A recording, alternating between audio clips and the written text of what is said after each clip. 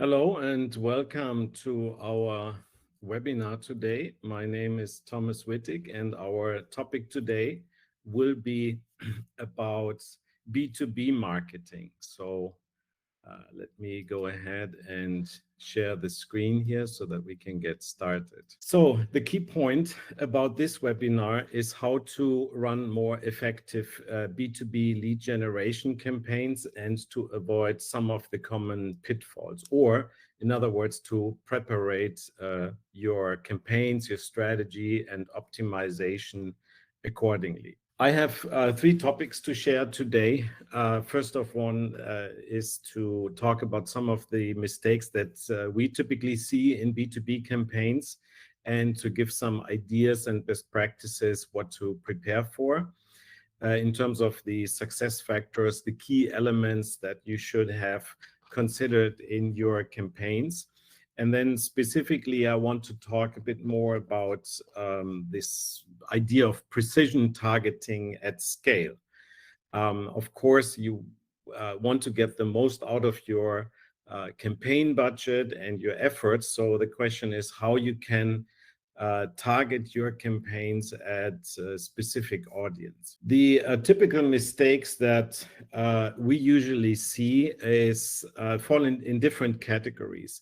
And I want to highlight one area which is very top of mind right now as we are recording this webinar in the middle of 2024. And that is about consented data streams. While the privacy controls have been ramped up in several countries and specifically in the European Union, it is important to understand that this is not an isolated regional topic. It's a worldwide topic. And more importantly, the advertising platforms such as Google Ads, Microsoft Ads have started to reinforce the requirement of only sending consented data to the advertising platform. So consented data means that the user, the visitor has to opt in. Now, why is that important? Not only from a legal perspective and not only from making sure that you comply with the advertising platforms, but more importantly, you want to make sure that your data that you have built up in your audiences, for example, can be used downstream and that they are not quote unquote contaminated by non-consented data. Second big topic is what I see very often, that audiences are not set up at all, sometimes not even conversion actions, or which are now called key events in some other platforms like Google Ads. And that should be done way before the campaign actually starts, so that when you start a campaign in one platform, it automatically builds up audiences in all the platforms that you want to get insights about your visitors, your customers, or also retargeting the audiences and the visitors to your websites or apps and so on. Then sometimes using wrong KPIs. Usually I look at KPIs in different categories. So there are some high-level KPIs in groups like efficiency, traffic, or performance. And if you want to drive deeper into the KPIs, of course, you can find a whole lot more when you dig deep into the advertising platforms or even into the data sets, which are usually downloadable, or you can put it into your data warehouse and so on. One topic that I will also touch on another slide today is about the infrequent reviews and adjustments, or more frequent adjustments, I would say. Typically, what we find are two extremes: either that a campaign starts and nobody pays attention to it, or that the company says, "Oh, we launched it, we burned some money over a few days." And maybe going in with a too high investment into an initial campaign. And then they realize, oh, we're not seeing the results fast enough, so let's switch it off. That is, of course, not bringing any results at all. So I brought a couple of charts here from our own work, talking about consent. This is typically what you should be seeing in your marketing tools and platforms. So here's an example from our own website. It's not sufficient to have one of these old cookie banners to say or inform the customers, hey, we're using cookies on the website. You have to give the opportunity for an active and explicit consent and provide much more detailed information. So if you would click here on these buttons, you will find a whole lot of more detailed information about the cookies, the technologies, the providers, purposes, and so on. That's a given today, but still not a lot of websites are using that.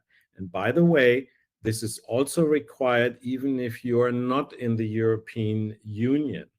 I should say I'm not giving a legal advice here. We are only advising on implementation best practices.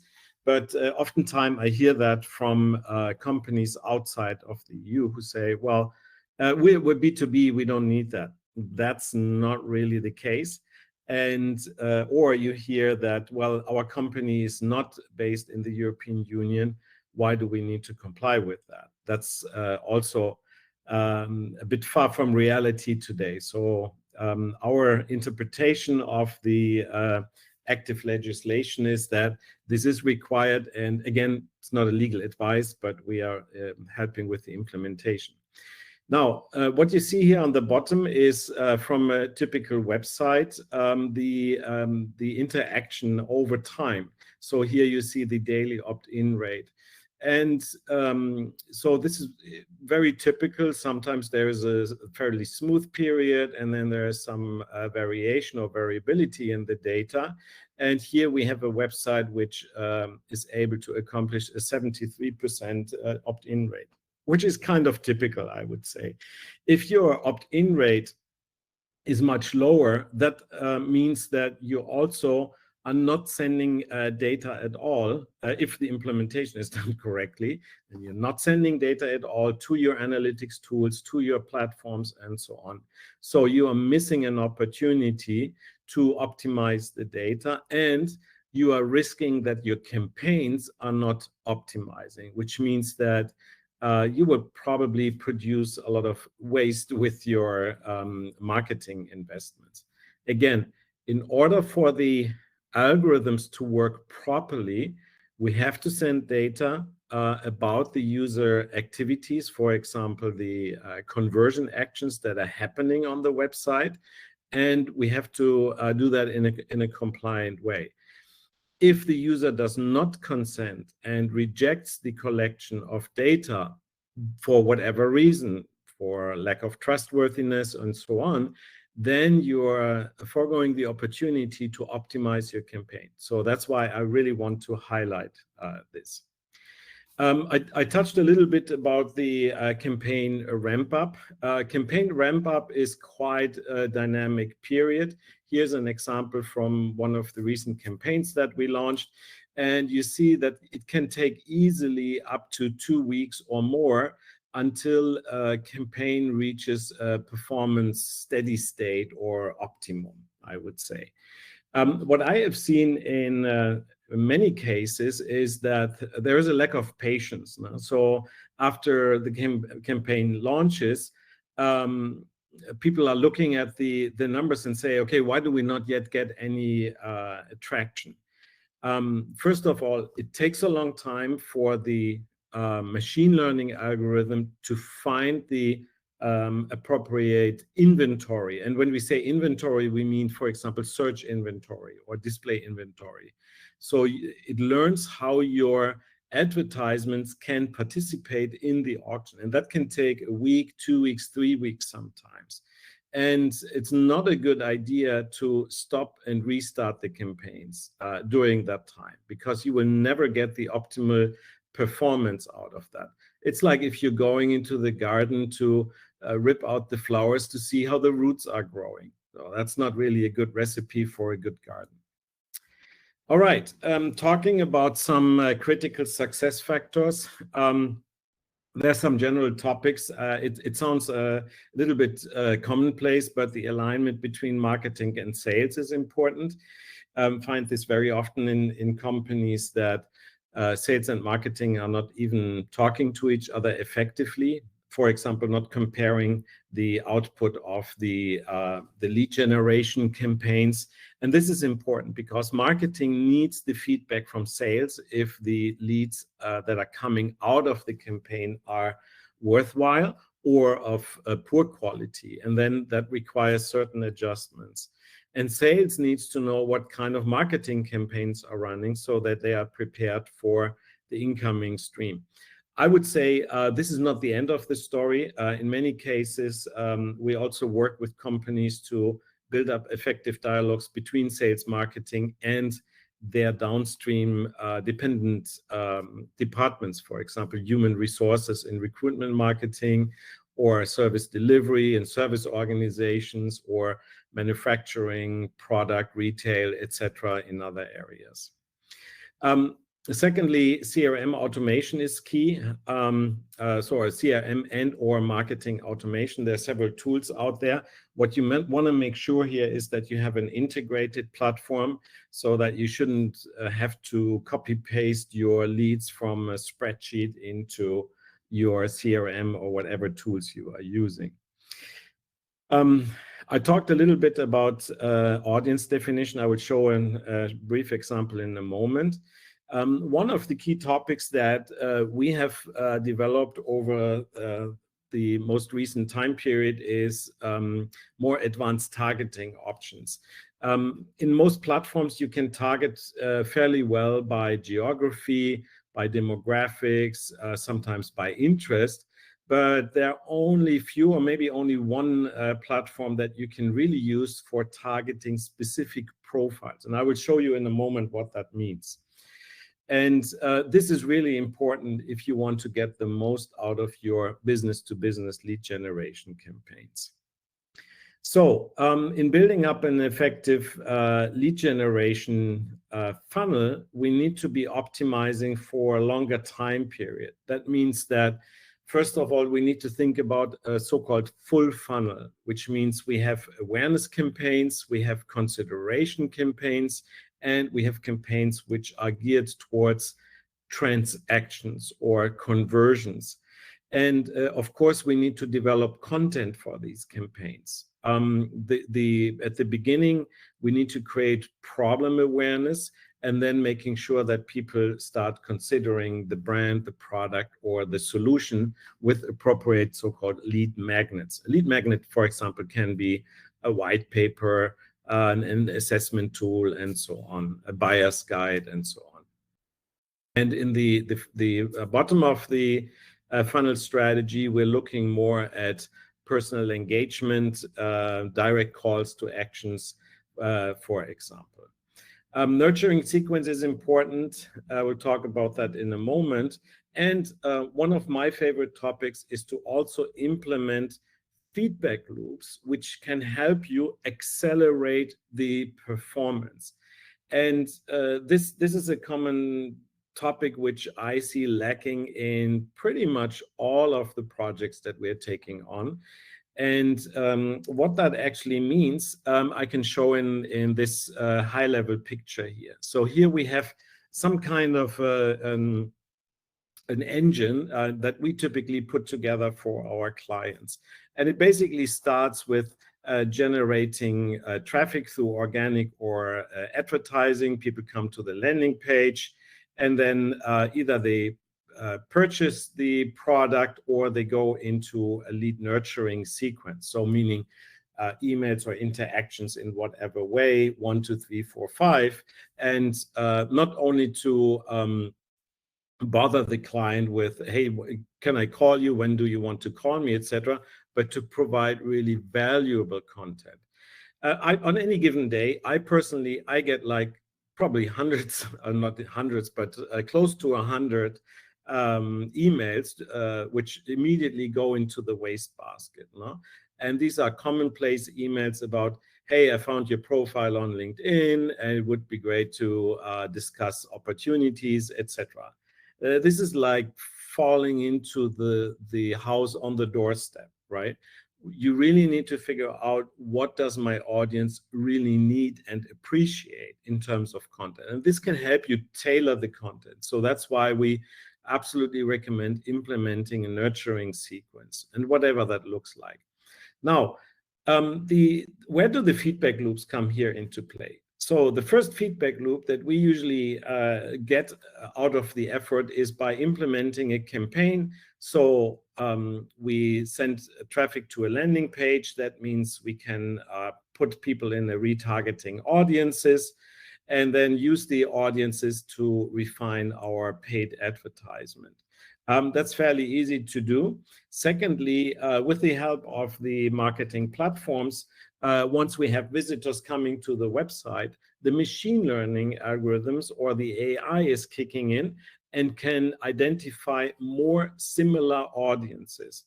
There's also a shift in the industry. In the past, you were able to actively create these expanded audiences. And I think the industry trend looks like this, that the advertising platforms are generating these audiences for you. In some platforms like Meta, etc., you can still create the audiences, but I see that there is a trend that this is really done for you automatically.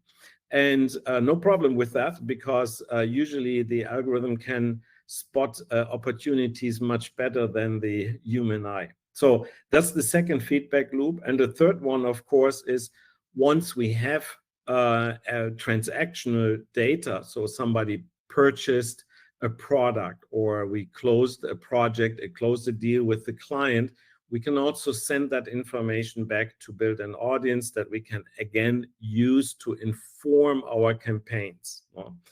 It's not that the advertising platforms work in a way that they will exactly target this person or so, but based on their preferences, they will make sure that the audiences will see the advertising, the ads, the creatives, etc., that you put into the campaign. And this is very powerful, because the more precise we can inform the algorithm what we are looking for, the better the campaign results become over time.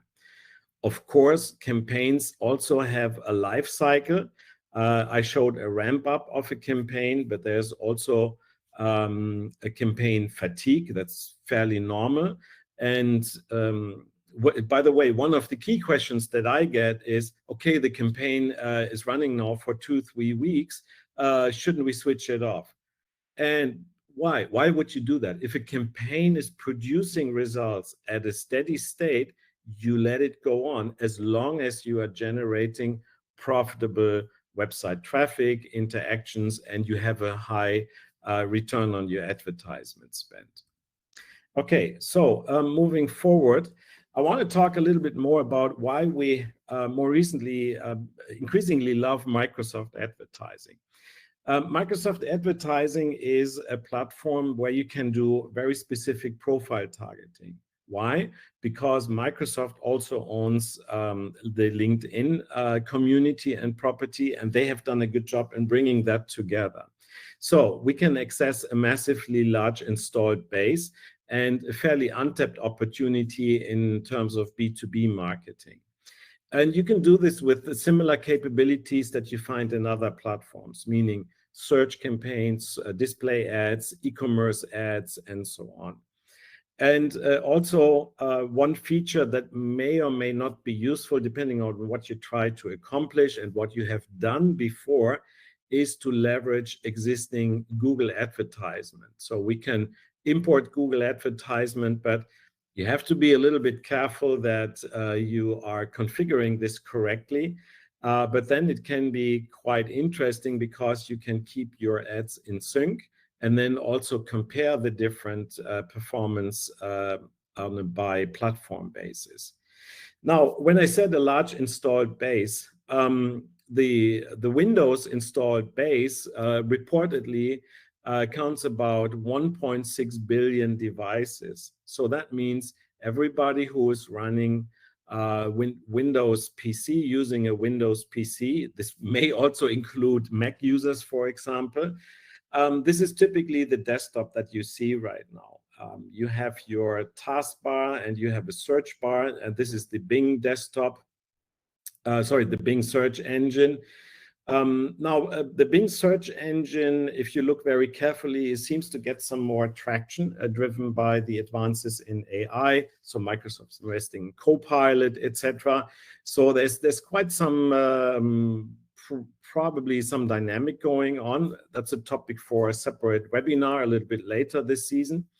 But my point is the following. Everybody who is entering something here in the search bar will get something like this. So they will see a whole collection of information, including information from the web. So if you want to be front and center on 1.6 billion devices day to day, you have to optimize for that experience, and you can use advertising in order to target very specifically these users as well. That's a massive opportunity, and I think it's also massively overlooked. So I would encourage you to explore that more. We can tell you how to do that. Secondly, or another really interesting way to target people, as I said before, is profile targeting. Now, what does that mean? Let me give you an example how that looks like. Here in this platform, we can go a level deeper and say, for example, we want to target by industry. Here's an example of targeting, for example, real estate, or exclude real estate if you do not want to target that segment. Again, this is all about optimizing your campaign, optimizing your return on advertisement spend, optimizing the targeting. The more precise you can target, the less rubbish you produce at the end of the day. So you get most out of your budget. So this is the industry level. You can also go by company name, not only company type, but company name. Here's an example where I said, okay, this campaign, we're interested in, for example, the Hilton Group, hospitality, Hilton hotels, etc. So you can see they have about 10,000 employees. They have very, very different properties, which I actually didn't know about, but you could say, which one of these do I want to target or exclude? And then even further down to a by job function targeting. So for example, I could target, here in this example, it's program and project managers. It could be a purchase manager. It could be customer service, it could be client relations, etc. And we have to play a little bit with that to see where we have these job functions available, because not every job function is available in every combination of industry, company, and so on. So that requires a little bit of planning and configuration, of course. But it's a fantastic way to get more out of your advertisement budget. So this is a short introduction. Again, we planning right now a whole season of these short updates and briefings to share our experiences, share some ideas with you, and how we may be able to help you if you are in a situation you want to explore these things or improve your strategies or your campaigns. Contact us for a short initial assessment so we can tell you fairly quickly if we are a good fit for your situation. We typically offer also growth insights workshops, which are already delivering the results based on a more in-depth analysis. And then we can support the whole range from strategy and planning to campaign optimization, running your entire campaigns if that's of interest. We also specialized in dashboard optimization because we believe that data and interpretation of data is really important to inform decision-making, communication, and change management. And last but not least, as I showed here today, we also believe in a private-centric marketing and sales approach for various reasons. And we are helping to implement best practices. We're not a legal counsel, so you will still have to work with your legal company. but we will help you to implement best practices. So feel free to contact us through our website or send email to digital@wittigonia.net. So this concludes our briefing webinar, and I'm looking forward to having you in our upcoming webinars. If you have special questions or so, reach out to us, or if you see this on other channels like YouTube, please also leave a comment and a like. We really appreciate that, and that helps us to determine which content and which insights are most useful for you. So, as always, good luck.